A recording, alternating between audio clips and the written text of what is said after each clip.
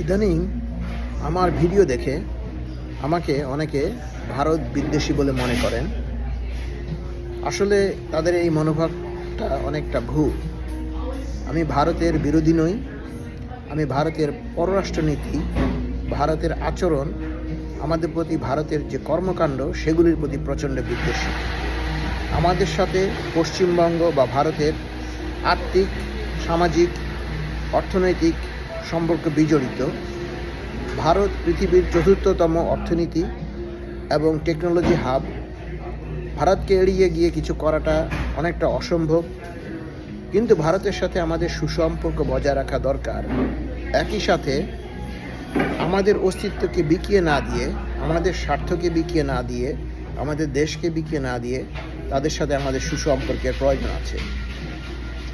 ভারত থেকে আমাদের দেশের 70% র ম্যাটেরিয়াল বা কাঁচামাল আসে।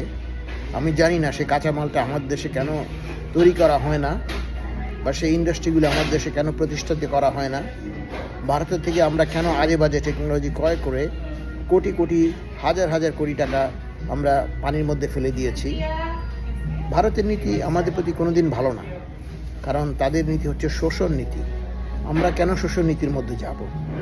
আমাদের নীতি থাকবে সমসাময়িক, যে আমরা আমাদের স্বার্থটা দেখব, বাংলাদেশের কল্যাণটা দেখব, বাংলাদেশের ভালো জিনিসটা দেখব আমরা।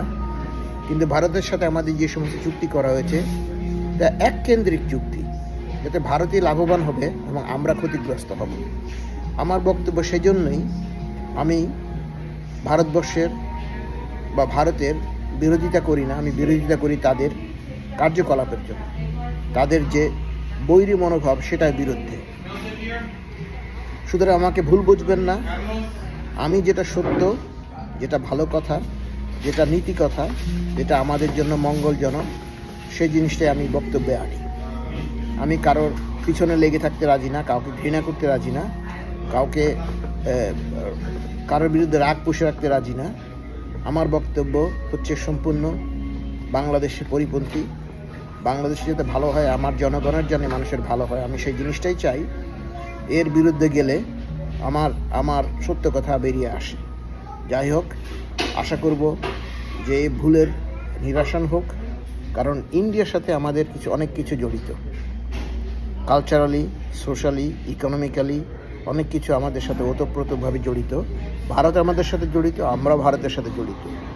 আমরা হয়তো এখনও ভারতের সমসাময়িক উঠতে পারি নাই, কিন্তু আমাদের অর্থনীতি, আমাদের দেশ ভারতের চেয়ে কোনো অংশ কম না।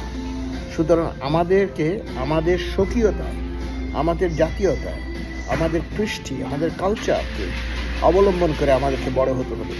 ভারতীয় কালচারকে নিয়ে নয়, সেটা তাদের কালচার, সেটা আমাদের কালচার। তো ঠিক আছে, আমি আর কথা বাড়াবো না, এটা বলেই বক্তব্য শেষ করলাম।